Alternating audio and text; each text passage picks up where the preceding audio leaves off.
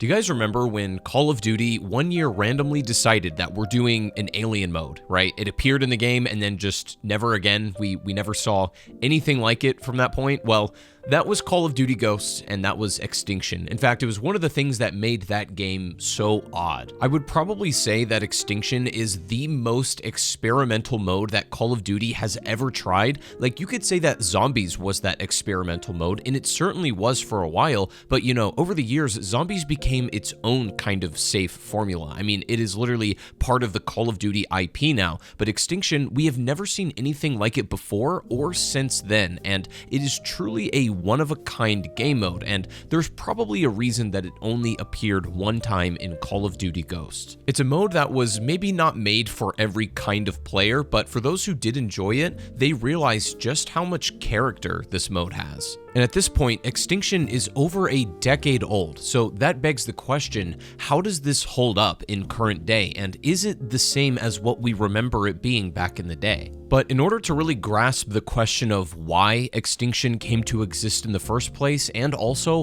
why we never saw a mode like this ever again, we need to understand the history of where Call of Duty was at the time, and also the studio specifically that made this experience. When Call of Duty established the original Modern Warfare series with Infinity Ward and also the original Black Ops series with Treyarch, they would stay on this course for a large number of years. In fact, I would say that this era is widely considered to be the golden age of COD. That's what most people consider this as. There's no doubt some generational classics were born here. However, just as all good things must come to an end, it eventually became time to look beyond these two franchises. Modern Warfare and Black Ops, while they were good, even the OGs were starting to get a little bit stale with the community, and it became necessary for Call of Duty to experiment a little bit and try something different that may inject some much needed novelty into the brand. While from this point, Call of Duty would enter a much more experimental era for the next couple of years, it was Call of Duty Ghosts that would be the first to actually take that leap of faith.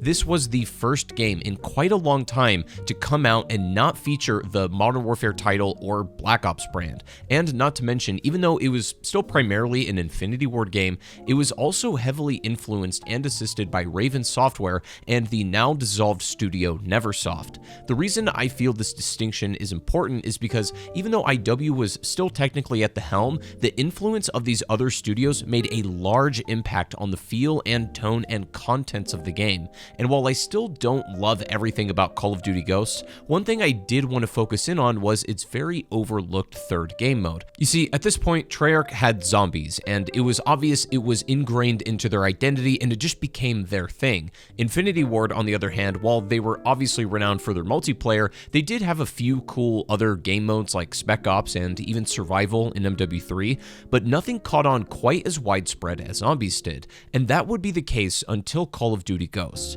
I think Activision and the studios wanted to try to catch that lightning in a bottle again that was Zombies, but instead they would take a very different approach to get there. The creative lead on this project would actually not be Infinity Ward, nor would it even be Raven Software. Rather, it was actually Neversoft, a studio previously known for games like Tony Hawk and Guitar Hero that ultimately became the main creative drivers of this extremely risky and unconventional mode. Unlike other third modes like Exo Zombies or even IW Zombies and so on, those are still based in the proven Zombies formula. However, Extinction is different in the fact that it is truly one of a kind. Like I said earlier, there's never been anything like it before or since this moment. And this is a key difference in understanding this mode because despite it being very unconventional, for a Call of Duty game, it is categorically not Zombies. It has a much different gameplay structure, and despite having similar elements, it is basically its own thing. And I have to admit something, I don't think I really gave Extinction as much of a chance as I could have back in the day. I was just personally way too enamored with Zombies that I spent most of my time playing that instead, and I only played Extinction on rare occasions or when new DLC maps came out. But also, 13 years ago, I was still a kid, and I didn't really look at Extinction the way that I do now. It's something that as I've grown up, I can look at this game mode a lot more critically and just a lot deeper than I feel like I ever could back then. So it was interesting, and I decided to revisit this mode with a fresh set of eyes and an open and clear mind, ready to experience the breadth of the entire package that it has to offer. And what I found was not quite what I remembered or even what I expected. I found a mode far more interesting than I ever anticipated, and I'm sure many of you watching this will also find it just as interesting as I did, because even though it never really broke through the glass ceiling in the way that Zombies did, that doesn't mean that there isn't anything intriguing to find in this mode, and it is curious to say the least. So with all that said, what exactly is Extinction? The Extinction game mode, just from its basic premise, does something really cool in the fact that it heavily connects to the rest of the game that is Call of Duty Ghosts, giving it this real sense of weight in every aspect, both literally in some of the actual gameplay, but also just in its story setup. The idea is that the Odin rods that struck the Earth in the campaign, in this particular storyline, shook the Earth to its core and caused an ancient alien species predating human beings to reawaken. Now, I'm not going to pretend that I'm an Extinction storyline expert or anything, so I don't want to get too deep into that aspect of it, but what I will say is that the story is a lot more complex and interesting than I initially suspected. There's all this stuff about ancestors seeping into the minds of humans and their subconscious to act out their wishes, plenty of interpersonal character dramas, and some extremely neat aesthetics and visuals that you won't really find anywhere else. And I'm sure that this wasn't the plan at the time, but despite this interesting story premise and even leaving things on a sheer cliffhanger, ultimately it would be IW Zombies that would actually retcon the entire Extinction universe and timeline to really just be ended up being a film in Willard Wyler's movie productions. So this entire narrative is just self-contained in a movie, as it were, right now, which in and of itself is pretty cool, but it means that there's virtually a 0% chance that this mode gets any kind of true continuation or follow-up, which should be obvious given that the mode is 13 years old now, but you get what I'm saying. But it's not just the storyline either that's doing its own thing. This applies to the gameplay as well. As I said earlier, it is categorically not Zombies, so I don't think it's always useful to compare the two modes that much, but I will in this case sometimes to establish context. Zombies has no roles or classes. It's just, or at least it was, the pistol you spawn in with and what you can find during the match. Extinction, on the other hand, is heavily role-based, with a weapon specialist, for damage dealing and DPS, an engineer that is very trap-oriented, a medic, obviously to keep teammates alive, and a tank role. Zombies is based on survival. You just live as long as you can in increasingly difficult waves until you die. Extinction is a set-based objective mode with a clear goal and an endpoint. Very different style of game in a lot of ways. Zombies was a mode at the time with 0 out-of-game progression. Each time you load up a match, you just start from square one and you get whatever weapons and gear to become more powerful along the way, depending on how you play your match. Extinction is the complete opposite. You choose a specific role or class, but you also need to play multiple times to unlock a specific currency called teeth. These teeth allow you to go back in the menu armory between games and unlock permanent upgrades for your soldier that make some very minor or massive differences in the gameplay. But virtually no matter what, the longer you grind, the stronger your soldier will become. Now, I do have some criticisms of this system and its implementation, but we'll circle back around to that a little bit later. It is also worth noting that Extinction is clearly built for cooperative play. Even though you absolutely can play solo or just with a duo or whatever, the mechanics and roles and how they all interact and stuff are clearly built for multiple people. So this means that playing in less than a full team can result in some of the gameplay feeling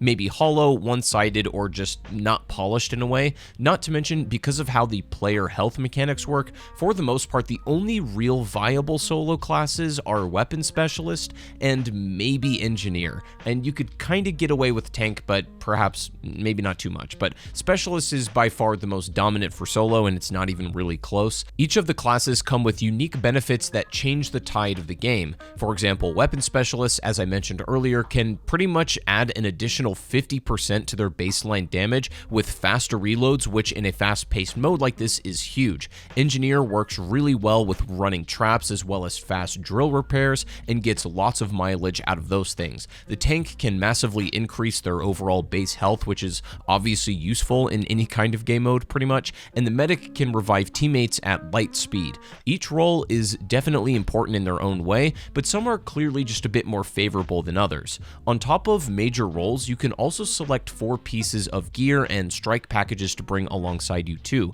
These can range from anything like armor vests for the team, or ammo of various types, sentry guns for more defense, riot shields that you can even wear on your back, IMS devices to defend the drill, and so on. This is where a lot of Extinction's sandbox and replayability is to be found. Despite a particular role having a very set playstyle, you can still meaningfully change the way you play just based on the gear you decide to bring in with you. And once you've reached level 30 and prestiged once, you can then start adding relics. These are essentially the same idea as Black Ops 7 Zombies Cursed Mode relics, but more accurately, since this was 13 years ago, definitely more inspired by Halo skulls. These are modifiers purely to make your game harder, and they can be stuff like making ammo pickups less effective, recovering and moving and, health slower, even just doing flat out less damage, but you do get additional XP gains and teeth farming is quicker with more relics, so as far as these systems go, they're pretty decent and they do provide fair replayability, and they can be further enhanced or altered by some of the teeth and armory upgrades. But just because you make most of your game decisions and plan at the menu before you even load into the match, that doesn't mean that Extinction is devoid of anything interesting in-game mechanics either. The idea of each Extinction map is to go from section to section, clearing out hives with the drill you're given, and then needing to defend it at various locations to ultimately reach the end, whatever that ending may entail, and it's actually quite different for every single map. The goal itself, though, is pretty straightforward, and it's very deliberate and obvious, unlike COD Zombies in that way. Extinction also has 5 total maps, 1 map on disc and the rest in each respective DLC, and I would say that the maps are all unique enough to justify all of them. In fact, I would argue that they get more and more fascinating as they go along, and this all starts with the very first map, Point of Contact. The very first map in Extinction had a lot of responsibility, not only setting the tone for the game, but also introducing the player to the concepts of progression and all of the just basic game mechanics. As you begin here, your commander hands you a drill, and you're told to reach the nuke at the end of the town that needs to be armed. So the first thing you do is grab the drill, the helicopter flies away, and you begin your very first hive clear. Whenever you're working on clearing out a hive, you're going to be given a challenge to complete, some kind of skill-based tasks that are randomized but are supposed to give you a specific thing to do to complete before the drill, finishes its own objective. If you're able to complete this challenge, you'll be given a skill point, and you'll also be given an additional one when the drill clears the hive, and then you can use these skill points to upgrade things in your menu, whether it be your class-specific perks you selected or even your starting pistol. How you choose to spend your skill points right now in the game is completely up to you, but it is key in preparing yourself for the increasingly difficult hives that you will face down the road. Most Extinction maps are divided into a few sections, with Point of Contact having 3 main ones. The hives in each location can vary slightly on where their placement is at, match to match, but you do need to go one by one in the general area, clearing all of them to get gear, skill points, and even buy weapons. Even though you only start with a pistol, you can very reliably buy other weapons in the match, and all of the guns have fixed locations, but you can also further upgrade them by looking for different hidden loot stashes and piles on the ground. Very commonly, these things can give you kind of equipment or a weapon attachment that can actually be a very big help. Ideally, you want to be upgrading your main gun alongside farming as many skill points as possible in the early game to get your upgrades going. The various random attachments and just equipment items you can find in these loot piles can be really nice things to add a different experience or replayability to an otherwise pretty linear game. And each section in Extinction is marked by some kind of ending event. The very first one we have in Point of Contact ends when you need to get a helicopter to destroy a major hive before you can progress through the rest of the match. This is where you encounter your first ever projectile-based enemy, something vastly different to the scouts and hunters so far. The scorpions are a unique cryptid that can fire a projectile that leaves a toxic pool behind, which can get very dangerous to most of the classes in the game. However, the medic actually has a pretty hard counter to this. But either way, you need to defend the helicopter from these until the barrier hive is gone. But interestingly, it's not just the helicopter that deals damage to it. You can also do whatever, a variety of things to also speed this process along. For example, you may notice these gas canisters laying around. These tanks can be picked up and thrown anywhere, and when shot, they explode, leaving behind a pool of flame that deals damage over time. This is really useful for drill defense, keeping cryptids off of it, or even just melting these barrier hives faster. Each section is capped by one of these major events, and after getting through the first section, you're given a whole bunch of money and, a new area to tackle. This time, the town center. It's pretty much the same drill here. No pun intended. You just carry on as you were before, destroying more of these hives, protecting the drill, and defending it from cryptids to try to farm skill points. This area doesn't do anything too out of the ordinary or throw any major curveballs at you just yet. It's more or less the same deal as Section 1, just with heavier spawns and more hectic enemy placement. You destroy the second barrier hive, blocking your way in between these buildings, and once this one is destroyed, you enter your third and final section. This is where things change, and it's actually where you get your first encounter with a rhino that charges you down from across the street. This is a very strong and incredibly tanky enemy that serves as an appetizer for the things to come. The third section is obviously the most difficult with the heaviest spawns, yet it also has the most tools to deal with this as well. Not only do you have fire and electric traps around the ground, pretty standard stuff even for the prior areas, but you also have an optional chopper gunner that you and your team can purchase to take a little bit of pressure off you during hive clears. At this point, you start to get the lay of the land a little bit and a gameplay flow as the map is now throwing multiple cryptid types at you, and you're learning to deal with all of them: scouts, hunters, seekers, scorpions, and rhinos. If your drill takes too much damage and dips below 75% HP, you have the ability to repair it, and it is imperative that you do, because if you somehow let your drill reach zero, that is literally game over there and then on the spot. Now, of course, there are many ways to prevent this from happening, and particularly the engineer can really make sure that your drill always stays up. And there's also little techniques for avoiding damage while you're repairing the drill, and it's a pretty intricate process, but you cannot ever let that die, or that is literally the end of your run. And the drill will always restore health if you clear a barrier and then go to the next one, so it is a little forgiving in that way. Now, the third section of the map brings you to a massive crater in the ground, and after clearing the hive right next to it, it will be the most intense one you face so far. You are now clear to arm the nuke as you've been tasked with. As soon as you do this though, a countdown in the corner of the screen begins, and you have to run back to the beginning of the level before the time runs out. This chase can be super fun, but if you've played it, you know that the pacing can be really awkward, as these sections are blocked off by these alien shards for a certain amount of time until they lift. Even if you make it there, you kind of have to wait around for these to disappear, likely so that it can load the next part of the level. If there's a major flaw I can point out with Point of Contact, it's this. In a sequence where it's supposed to be this heart-pounding rush to the end, it really kills the pacing when you just have to sit there for no reason and wait for these barriers to disappear, and there's really nothing to do or any way around that. But assuming you survive the pursuit and make it back to the chopper in time, you board the helo that brought you in here to begin with as the nuke detonates. Literally no idea how anyone, including the helo, survives this, but who really cares? It's not that important. The point is that this is the end goal of the map and is the only real way to successfully beat the game. Now, as opposed to zombies, the end result is usually the same, but in the way that your match plays out is essentially always different. But I think one of the biggest flaws in Extinction's fundamental design, what you may notice is that a lot of the teeth and armory upgrades are not only expensive, but many of them are crucial for just enjoying the game on a basic level. Many of the opening, armory secondary upgrades just are massive for quality of life stuff, meaning a lot of grinding is essentially required to enjoy the game at a base level and what it has to offer, but it's contradictory to have that kind of extremely grindy system alongside a mode that is almost entirely linear, in which you can have basically identical runs.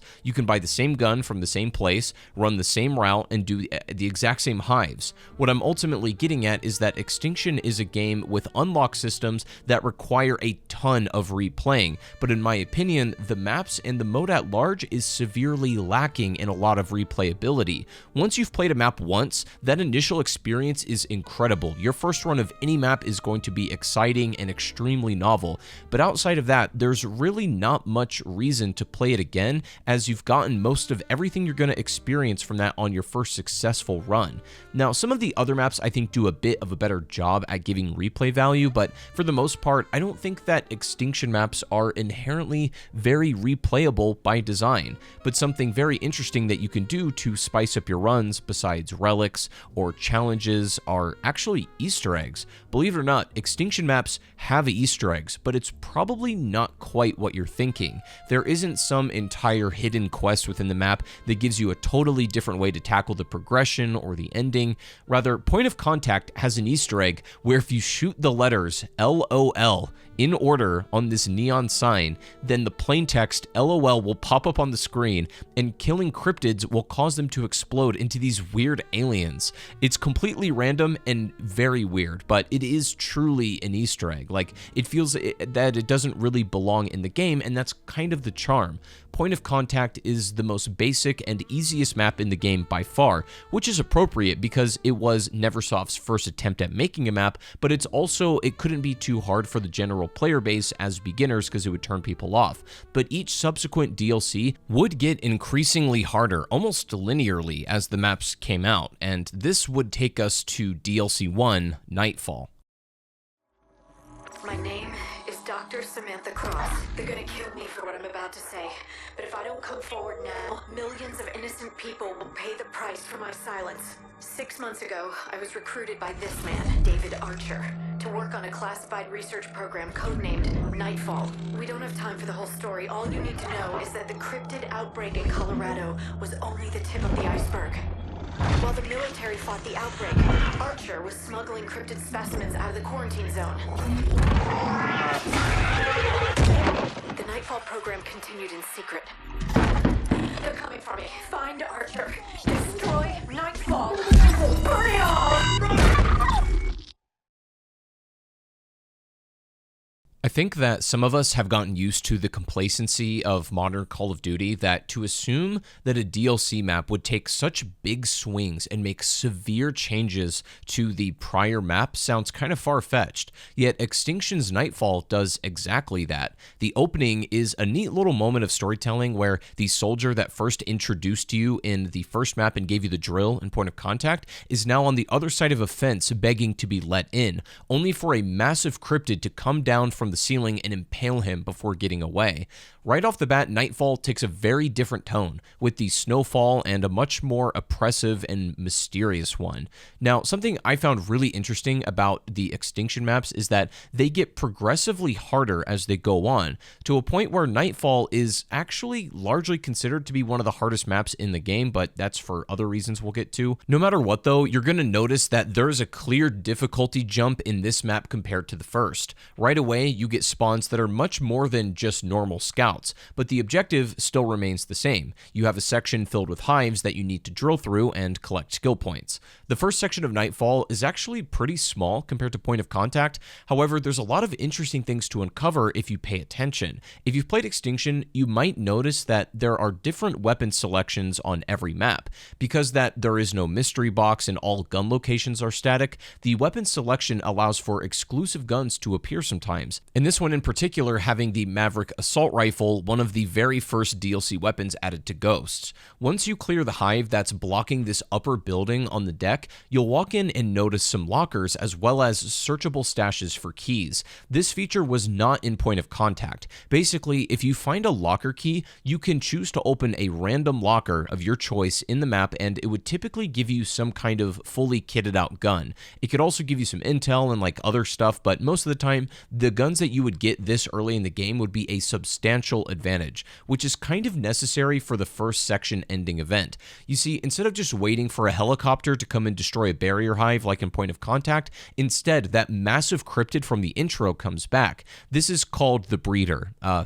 Yeah, I didn't name this, and I don't really know why they chose that name, if I'm being honest. Anyways, you have a short but quite intense fight with the Breeder where it will shoot back and you learn some of its abilities that it's capable of. The thing can kill you pretty damn quick if you don't get out of the line of fire when it's attacking, but its shots are pretty telegraphed before it happens, so it's not something you're going to forget about. Assuming you fight it off successfully in this area, the second section opens up to you, and this time it's much closer to the main facility, but just on the outskirts. In large part, the second section is also similar to the first, as you would expect, heavier cryptid spawns, maybe a new enemy type, but remarkably more intense by the same point on the first map. You do get phantoms, which have a lot of health and teleport all over the place and can be pretty tricky to nail down and deal with. These hives that start mixing spawns in with scorpions, rhinos, and phantoms can be a real challenge, but clearing this area will show the Breeder retreats even further into the back of the facility.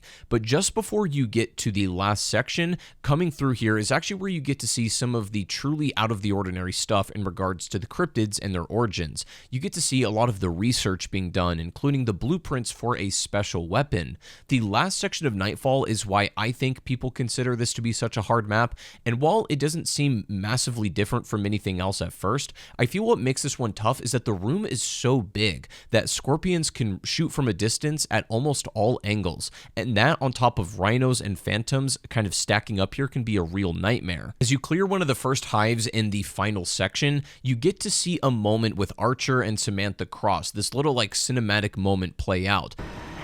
Hey! Over here! I'm here! Come on! Hey! The Obelisk! I finally finished the translation! Archer doesn't know what it says! And he'll never know.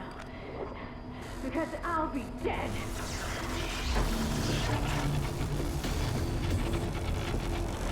No! Get away from me! I can't let you leave now, can I? You've seen too much.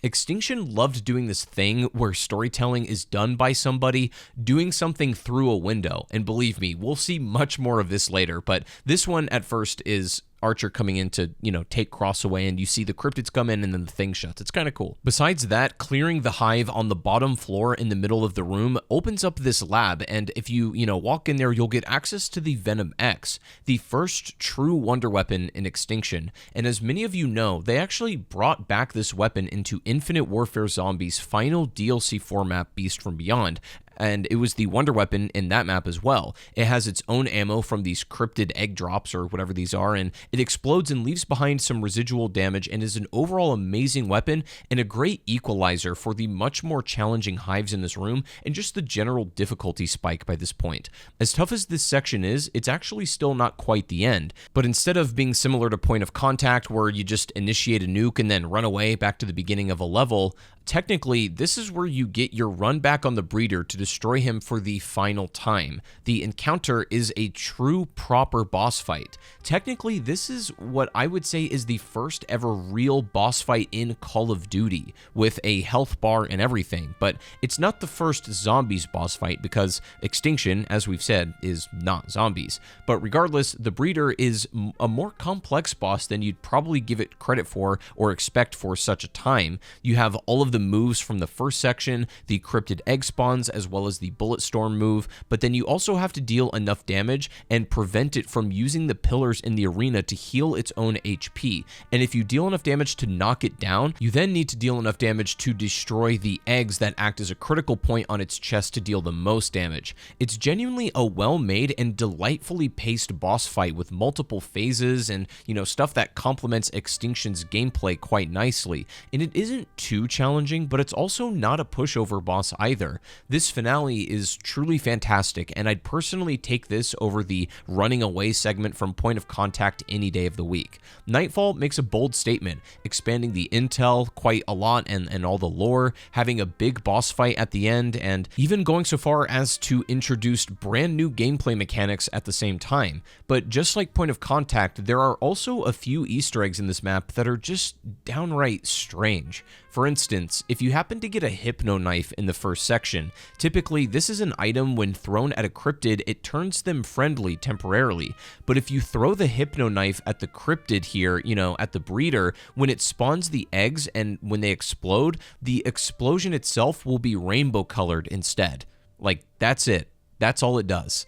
Or equally as weird, I think, is also in the spawn room, you may notice these electric transformers buzzing around the map in a certain order. And if you shoot the transformers in the order that they spark in, suddenly your screen will get that plain text again that just says zap. And for the next few minutes, just like the LOL Easter egg, all of the cryptids will explode into snowmen. It's so weird, but I don't know. To me, this stuff really just does feel like an Easter egg. Things that are so obscure, yet also kind of silly and pointless, but very amusing are kind of the spirit of Easter eggs, as it were. And I'm glad they're in the game, despite both of them being ultimately kind of useless and just odd. But if Nightfall was still any indication about where they were taking the game, it would continue into the next DLC. It's also worth noting that Extinction's intel system was very dynamic and pretty deep. You had full-on story cinematics that could only be accessed in this menu and were only obtainable via the in-game map mechanics, and this set up the next map perfectly.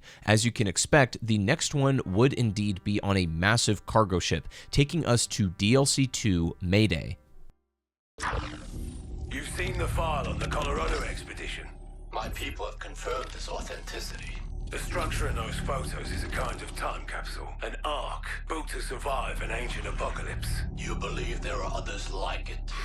I've bet my life on it. And you know how to find them? I know someone who does. Good morning. How do you feel, Dr. Cross?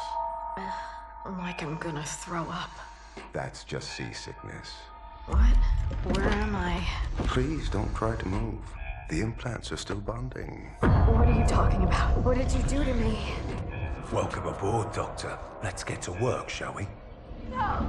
No!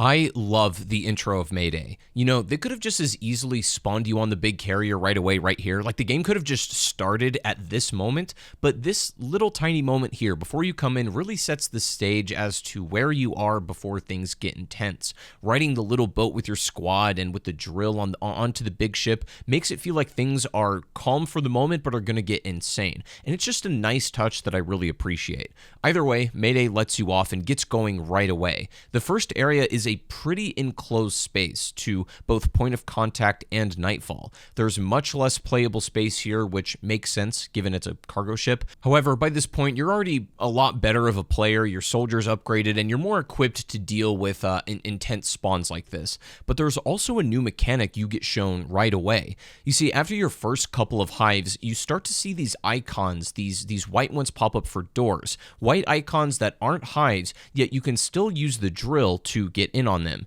These are optional doors that can give you additional equipment to work with. You also have a new HUD icon, this crafting triangle. After opening up these optional doors, you might find a schematic for something, like a sticky flare or a pipe bomb, for instance, and these special items are craftable after you have the proper schematic and you collect the red boxes for 3 individual parts. Once you have them, the crafting itself is pretty easy. You literally just do it with one button from your menu, but you can create some of your own optional additional equipment. Also, there are a few hidden paths in these rooms taking you to different intel drops and stuff like that. The first section of Nightfall has an encounter with the main boss, and Mayday is the same. You drill into this hive, and then suddenly the Kraken tentacle breaks through, and one of the challenges is you have to destroy it in time. It's a fun sequence, but definitely not as challenging or unforgiving as the breeder encounter was. Remember how I said that each map has a unique weapon selection? Well, when I was playing, I had a really weird Mandela Mandela effect. You see, I remember playing Mayday initially and using the honey badger for my first couple of play sessions, and I could have sworn that it was right here, yet when I played now, the ARX is the only wall bind that I could find. But apparently, at some point, they removed the honey badger from the map completely, although at one point it did used to be here. No idea why they removed this gun, but interestingly, you can still use the honey badger only in the chaos mode though, which we'll talk about later on. But the complete removal of the honey badger in this map is just an interesting fact that I genuinely have no explanation for. Anyways, after the first section is cleared, the second section is inside a cargo container room, and this is the area where the crafting really opens up to you. See, after you open these lab rooms on the bottom, they have schematics for stuff like Tesla traps, sticky flares, and even the Venom X variants. There's a fire one, a lightning one, and even one that grows alien turrets. In fact, I had a realization about this system. I feel this probably inspired the coin system in Zombies in Spaceland, where you can craft all sorts of traps. It's basically the same idea, just a bit more random in that game. Also, not to mention, the Medusa device in Infinite Warfare Zombies is a direct reference to the Medusa device in Extinction. Just a cool little connection. Either way, the cargo section has a particular hive that you have to tackle very differently compared to your conventional approach. You know, normally you're used to just carrying the drill around and being able to come and go as you please, and of course that means if the drill takes damage, you can always repair it or whatever. But this particular hive, it's in a spot that you can't reach, so you have to send it on a machine to drive to the hive and do it manually. This means that you have to defend the drill extra carefully here, as you no longer have the option to repair it if needed. Now, honestly, the section isn't too hard despite all of the cryptids attacking the drill in the lower room and some spawning on you. You'll probably get through it without too much trouble, but it's just an interesting switch up and makes the stakes feel a little higher. Next, you drill open the main lab. Archer comes on the screen and blows gas pack, and then it takes you to the last section all the way on the upper deck of the ship and then back outside. This outdoor area on top isn't too noteworthy though, as it's actually when you get inside that things change up a little bit. This room has a bunch of hives as you would expect, but it also has a few optional areas and back rooms for your final set of craftables. But this leads you to needing to break out Samantha Cross by flooding the room with gas. Now, once all of the hives are clear, you have to do a sequence where you need to defend 4 valves on either floor, 2 lower and 2 higher. Now, clearly, you can just look at this, and this was a sequence made for co-op and with 4 players, defending a single one ideally. But this moment can be done solo, and it can very easily go wrong if you lose your focus for more than a moment. This actually takes like 3 minutes, but eventually the gas floods the room and Cross is ripped out of the room with a scream. And in going to investigate the situation, you actually meet the real finale to Mayday.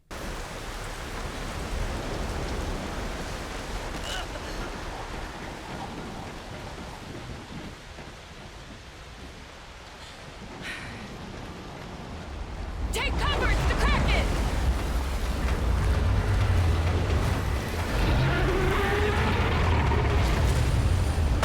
Now, honestly, even though I love the spectacle here, and this moment is iconic, I don't have quite as many nice things to say about this fight as I did the Breeder from a gameplay perspective. See, I think my main problems with the Kraken are the way that you actually need to properly deal with this fight are so poorly conveyed, and if you didn't know any better, you would have no idea when the Kraken is vulnerable or when you should or should not be shooting, or where or if you're dealing damage. And the turrets just teleporting you only to leave your player hitbox behind and still able to be hit by cryptids is just kind of awkward and unintuitive.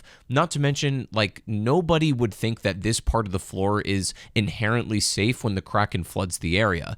In retrospect, I didn't enjoy this boss nearly as much as I thought I remembered. While it definitely gets points for just pure aura and visual presentation, its actual mechanics to me are kind of sloppy and just unintuitive. You basically need the turret to hit the glowing weak point to deal any real damage during phases. Otherwise, it's like throwing drops of water in the ocean shooting with your gun. It could be better, but it also could be a hell of a lot worse. Even though I love the idea, the Kraken is not one of the better Extinction bosses if you ask me, but it's still an exciting finale nevertheless. After putting down the Kraken successfully, it's revealed that they found a way to the Cryptid's homeworld, or at least a section of it where the obelisks are. You find this in the intel cutscenes, but despite the other maps having weird Easter eggs, it might surprise you to hear that Mayday, as far as I'm aware, doesn't really have any of those. Unless you count the hidden paths to intel, there's nothing really like the other two had with the LOL or Zap Easter eggs or, anything of that nature. This was a weird point in the cycle where they either just didn't make any or couldn't get any into the map in time. And it's not that there would be the end of Easter eggs as it were in Extinction, because going to the Cryptid homeworld would take us to the 4th map in Extinction, DLC 3 Awakening.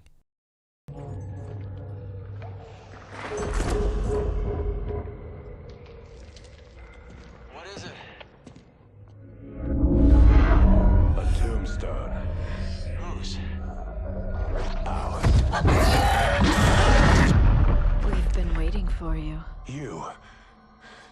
Where am I? Not where. When. It's like seeing through a window to the past. Maybe.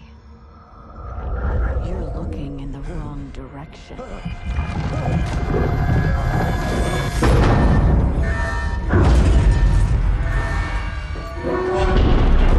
Talk to me.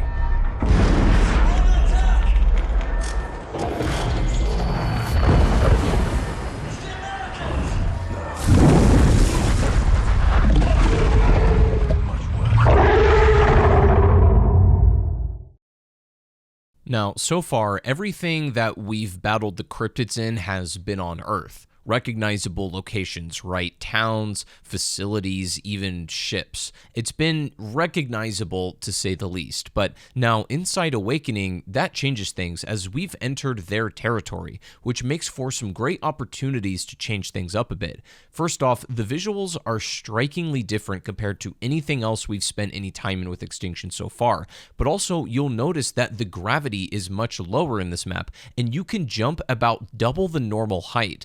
Again, something I've grown to appreciate about Extinction is all of the core changes that they make and novel mechanics for each map. Awakening also gets rid of the drill aspect. Well, kind of anyways. It still functions about the same, but this time you're not actually literally drilling through hives, but scanning obelisks and their ancient language and decoding it. Same gameplay idea though. The first section of Awakening is honestly startlingly more difficult than the first section of any map so far, as the first couple of drills see you fighting hunters, scorpions, and a new enemy, the gargoyle. These guys totally change how you think about your approach, as they can fly in the air and shoot you with a bullet flurry similar to the breeder that is super lethal, and they also have quite a lot of health as well and need to be taken out fast. But you experience all of this in your first section just as you're trying to get set up. In fact, I would argue that the first section of Awakening could be more difficult than even the second or third. The first area has some cool secrets to help you out though, as there are some more tucked away paths that take you to hidden crates and other secrets and just equipment that you can kind of arm yourself with from these lockers. But once you find one of these stashes, you have to deal with a blue rhino spawn, which are even more cracked and beefy versions of the regular rhinos and can also spawn in additional cryptids. They're worth doing though, because it's this equipment that will ultimately start turning the odds back in your favor. You might find a weapon here, or even an attachment called an arc. This is a muzzle attachment for your weapon that changes your bullets into this blue energy beam that deals more damage against cryptids and is extremely effective. The first section doesn't actually end with a boss encounter. Instead, you have to use the Vanguard drone to fly around and destroy all of the fully scanned obelisks, all while dodging scorpions and bombers. Oh yeah, I forgot to mention, there's also dive bombing aliens now. Amazing. Once those obelisks are destroyed, you end up passing through this energy barrier that leads you to the second area. Now, the second section, again, similar to the previous maps, is basically more of the same. More obelisks, more scanning, heavier spawns, and even more secret areas and craftable items. Like I said though, in my experience at least, the second area is quite literally a breeze compared to the first, because now you're able to take advantage of all of the cool things to turn the power curve back in your favor, and it feels good to notice that you've gotten much stronger despite the thicker spawns. I will say there's a lot of obelisks in this section, and scanning them and blowing them up, especially solo, can sometimes make this area feel a little tedious, way more so than the other maps for whatever reason. The third section is very interesting, and you have a ton of hidden paths for lockers and arc attachments and weapons and craftables. Just feels like there's a lot of secret areas that can be found here, but gameplay-wise and environment is pretty much the same as the first two areas. That is until you get to the giant obelisk. This is a moment where it truly feels like entering an alien world. You've now lost control of, being in your homeworld environment and feeling that comfort. This is where the vibe completely shifts from a more down-to-earth and grounded visuals to whatever, this is at this point. It's a section where you encounter Archer, and then very similar to the Valve section from Mayday, you actually have to collect souls and defend 4 different pillars within this temple. This is a pretty basic soulbox collection stuff, and at the end of the day, it's not too different, but the visuals are neat and it's fun, so I can't complain too much about this area. However, you're not done here just yet, as the final phase of Awakening is similar to Point of Contact. You have to quickly rush back to the spawn, but this time it's far more intense and difficult. Each checkpoint you have to fight off rhinos and heavy scorpion spawns and even a few gargoyles. Without the proper equipment and ammo types, this area can actually be pretty overwhelming for this point in the game, and it's not all that uncommon to actually fail your run right here. They made this actually pretty hard, and I would say that this time it is, way better executed than Point of Contact, which I like a lot. There's no massive final boss or a huge enemy at the end, but they did take advantage of the low gravity gimmick because you kind of need to traverse the environment and getting back to the, spawn area. A successful run of Awakening ends with you getting the drill that scanned all of the obelisks successfully back to the helicopter and then pulled out of that world. And even though the gameplay was similar to other maps, it's nice to have this neat foray into their territory, and they really do take advantage of that gimmick. Plus, there are some Easter eggs in this map. There's a pretty fun one where shooting cryptid eggs in each section of the map triggers a player buff for a few minutes, giving you massively increased agility, among other things, but it also makes the cryptids explode into mushrooms for some reason. I really have no clue what was going on in those days at Neversoft, if I'm being honest, but either way, it's a great experience. Awakening is a really interesting map, and it has a few Easter eggs and little secrets to uncover on top of just being a fun, playthrough, and that tees you up for the final map in Extinction, offering what might be the most bizarre and fascinating one to talk about.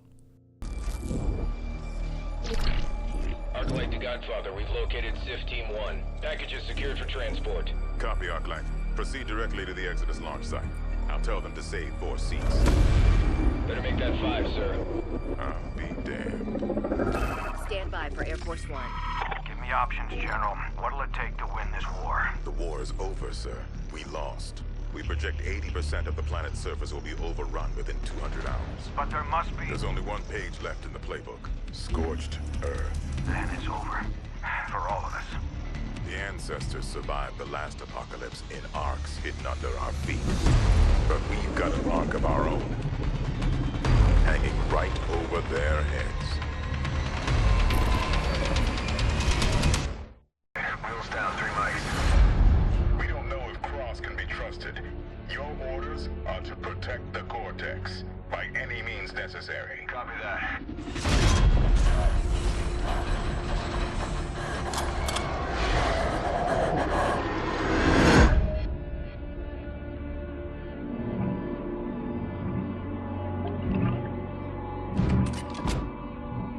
Anything you want to say before I pull this trigger? Might want to fasten your seatbelt.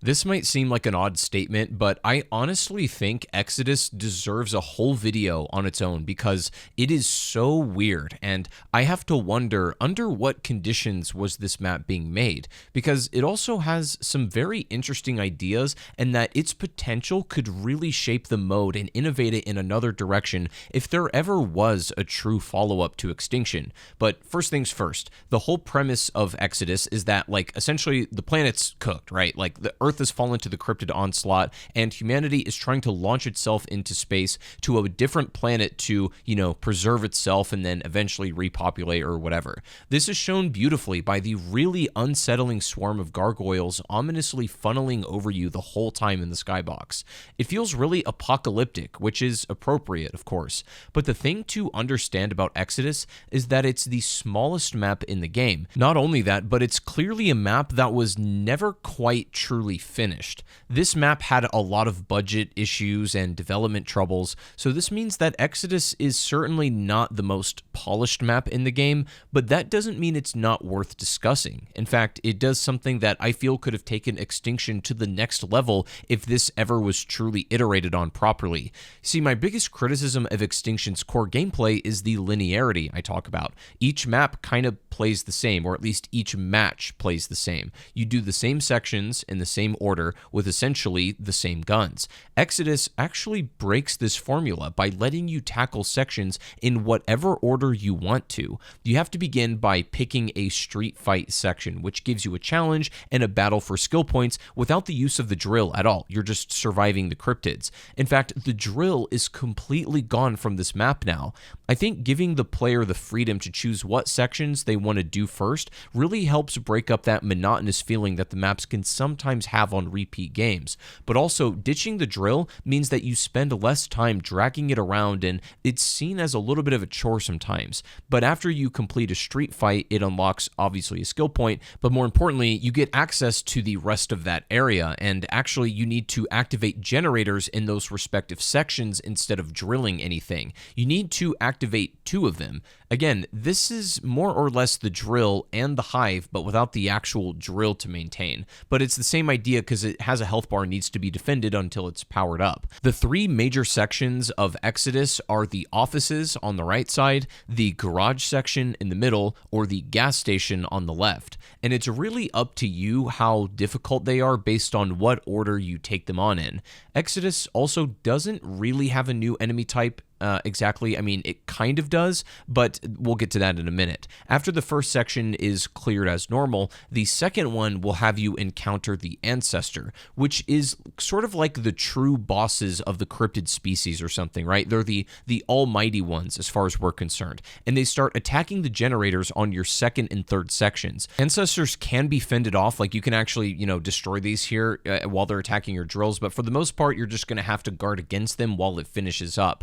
But because this map isn't huge, you can speedrun this map pretty quickly, and there's also, all kinds of neat ways that the map interconnects with itself. But I really love the idea of the freedom here, and it makes each run feel way more replayable just with that choice alone. Also, there's a handful of new craftables to play around with in the map. There's the NX-1 disruptor weapon and the NX grenades, which counter the shielding effects of the Ancestors. Fun fact for you, this is called the NX-1 because Neversoft was working on a now canceled Call of Duty project that was a future warfare game codenamed NX-1. Just a fun little piece of history there that they put into the game. Despite the map being really small, that doesn't mean that it's easy or simple. It's actually one of the most intense maps there is, and after the final generator is turned on, depending on which order you decided to tackle everything, Exodus saves its best moment for last. As Cross goes to board the rocket that is heading to space, you are now locked in the spawn room and need to deal with the largest horde of cryptids you've ever seen in the game so far, plus 3 Ancestors at the same time.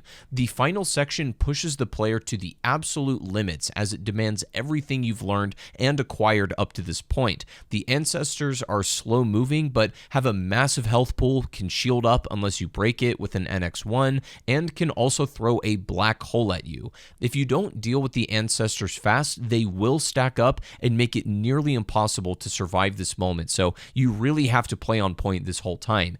Even though it's not technically even a true boss fight, I would say that this is my favorite finale moment of any Extinction map, as it pushes you right to the very edge and demands your best. Now, we've talked about some of the little quirks and odd mechanics in Extinction. Its coding and the way it's made is kind of shaky in some aspects, and that is part of what makes it a fun or charming or even interesting game. For example, in the game, there is Crypted Slayer ammo for 500 teeth. It's a new ammo type that is extremely powerful and combines the power of all of the previous ammo types. However, there's a weird interaction when used with Weapon Specialist fully upgraded. You actually start dealing less damage through some weird bugs and interactions. It basically counteracts the 50% damage buff, so running Crypted Slayer ammo with Weapon Specialist is not always the best idea, but other oddities can be, really helpful tech. You can do a thing called quick boxing, which I implemented into my own gameplay, where inputting the D-pad and the swap weapon at the same time quickly pulls out a box instead of waiting for the normal longer animation. Quick boxing is incredible and instantly makes playing solo way more viable, but just, makes you a better player in general, and it's fun to learn and add to your gameplay. I can appreciate Exodus for being a scuffed map if it means that all of the little quirks that make Extinction what it is are still there, and the finale ends with Samantha Cross heading into space with the influence of the ancestors still within her. Watch alert, stage 3! We're not gonna make it!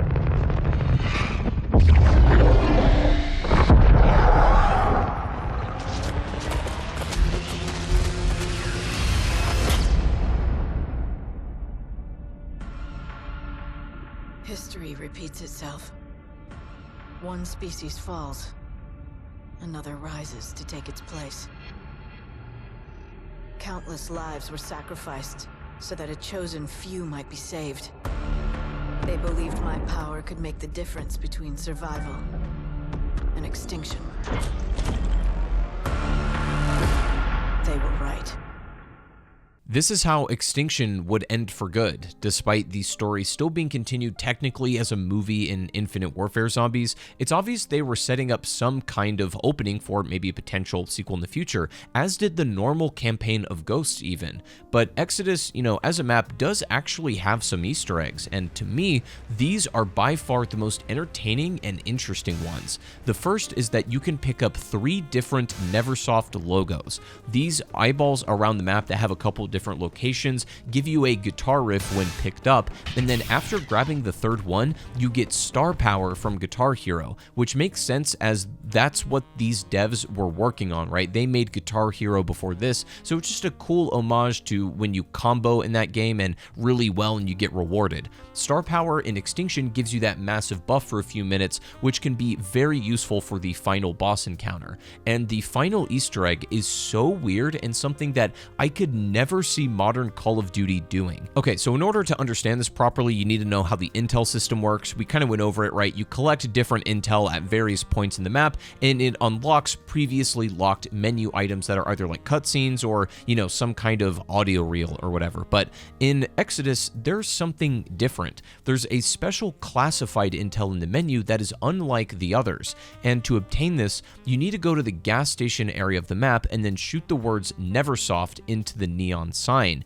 After doing it, it will give you a secret piece of intel that's called Always Hard, the opposite of Neversoft. But it's even stranger than that, because when you go to the file, instead of being just another audio log or even an alternate cutscene, instead it plays a real video of the Neversoft studio and their employees burning their logo by shooting it with a flaming bow and arrow in their parking lot for everyone to watch. This was, I assume, the day that Neversoft was technically dissolving or shutting down and merging with Infinity Ward, so they were sending off their legacy with fire, I guess. It's so weird, and I can't actually play the video because there's like copyrighted music in it, but I wanted to show you this, and it's so neat that it's in the game. What a unique piece of history to immortalize in the actual game itself. I told you Extinction was weird, but I guess it seems appropriate to end their legacy this way as a studio in this manner. But you would never see Call of Duty putting something like that in their game in modern day.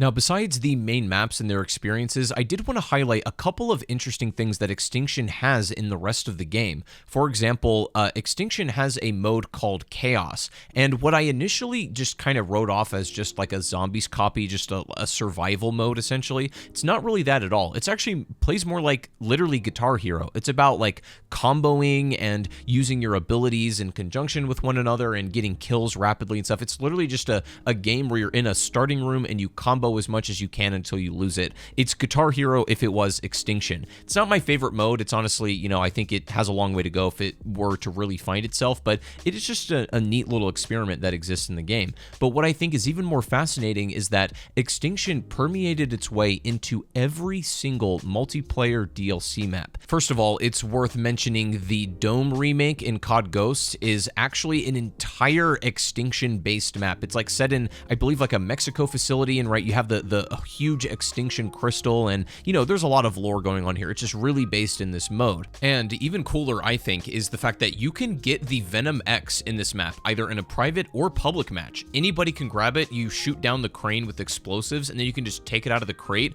and blow people up. Doesn't matter what game mode you're playing, like the Venom X is free for everybody. It's super cool.